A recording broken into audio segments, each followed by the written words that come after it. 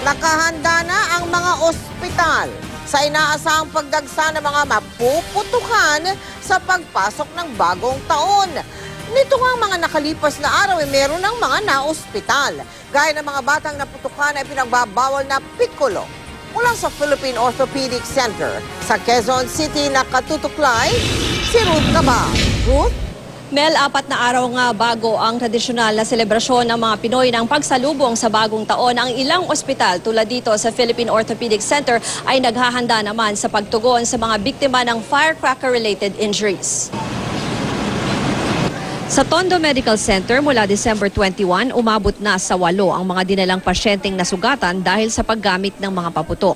7 sa kanila mga batang edad 7 hanggang 13 anyos. Lahat ng kaso, piccolo ang sanhi ng injuries. Siguro sila yung hindi nababantay ng magulang that they play kasi maaga pa po nangyayari eh. Ano pong observation niyo over the years? Bumababa? Bumababa naman po siya kasi nagiging successful naman po ang drive ng Department of Health na yun pong gamitin na lang po natin yung mga turotot or music or any street dancing.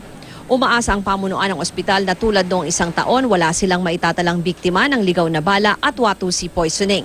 Nakahanda na ang antibiotics, mga anti-tetanus drugs, mga gasa at hiringgilya, pati na ang mga nakangingilong medical equipment na ito na gagamitin sa mga biktima ng paputok. This is called the giggly saw. So, Actually, ginagamit siya sa pag-cut ng mga larger na bones. So, for example, ito ang bone na to. Okay, This is theoretically ganito lang ginagawa. Ginaganyan. Di ba tagal? Mabilis yun. Mabilis yun. If you do it the proper way, mabilis talaga siya. Di parang mas mafe-feel mo yung sakit nun kasi parang... Naka-anesthetize yung Pero patient. parang kinakaskas yung buto mo, gano'n? Opo. Okay.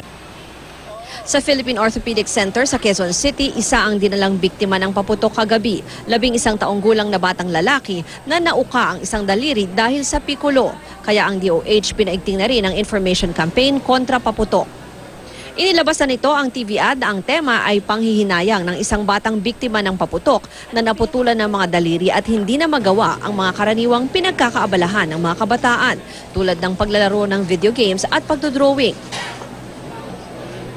Sana, di na lang ako nagpaputok noon.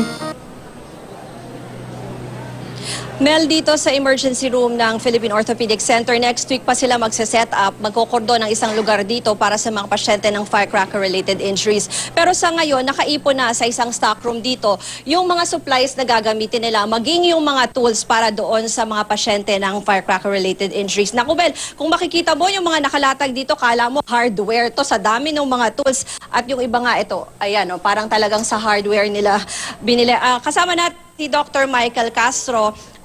Doc, pwedeng pakikwento lang po sa atin, medyo very interesting. Ano po ba itong nakikita kong ano na yan, tool na yan? Ito po ay bone saw na ginagamit sa paglagari ng mga buto pagka malubhan na yung kondisyon ng extremity. So talagang parang ano yan, parang kahoy talaga na lalagyan mo yung buto, no? Opo. Eto, Doc, ano naman po itong... Ito po ay bone drill na ginagamit sa pagbarena o sa pagbutas ng mga buto. Para anong gagawin doon pag binutas po, Doc? Para paglagay ng mga screw o ng mga implant, yun po yung ginagamit. Nagtataka lang ho ako, parang may sa hardware doon na ano po ba yun? Ito po, yung pliers po.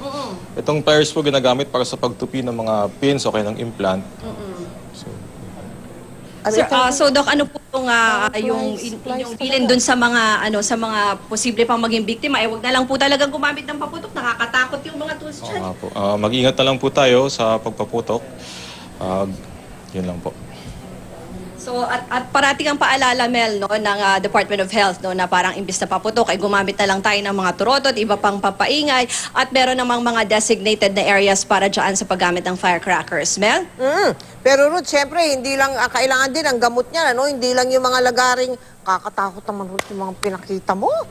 Talagang ginagamit yun sa mga buto? Yung mga lagari, tsaka yung plies na yung, tsaka yung barena?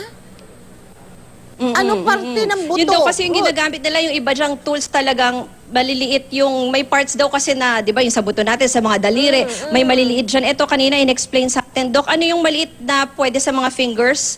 Yung, Ayun. yan. Ito, Mel, medyo maliit pero deadly yan kasi ito daw yung pwedeng gamitin dun sa mga daliri pag kailangan putulin. Pag sobrang grabe na daw, di ba, minsan yung sa pag gumamit ka ng puputok, yung Oo, nakalaylay na, laylay na lang yung nakasabit ng ganun. daliri, Mel. Ngayon, yung malalaki, yun ang mga sa ano, para saan yun? Yung malalaki, pinakita mo kanina. Yung, etong mga malalaki na ito, Doc, Yan, no? yan. O, ano yan? Ito po ay bone drill. Oo, bone Ginagamit drill. Kasi sa... paano, bakit po kailangan i-drill yung buto? Anong... Pag kailangan pong maglagay ng tornilyo, ito po yung ginagamit namin. Ay, Sa- para naman pala ka naglagay din ng tornilyo sa kahoy, ano? Kailangan butasan mo muna bago lagyan ng tornilyo. Baka parang ganun po. Ganun yun, ano? Dok, ilang kayo mga doktor ang naka-duty sa bagong taon, Dok? Ilan po ang naka-duty po sa bagong taon ng mga doktor? Usually may 15 po na residents na naka-assign po sa emergency room tsaka sa ward po. At naka-alert po ang DOH doon, ano po? Opo. Ilan Ano po daw, ibig Ruth? sabihin Ilan? nun, yung mga canceled ang day off nyo? Kasama po sa trabaho yung ganun eh. So, ganun talaga.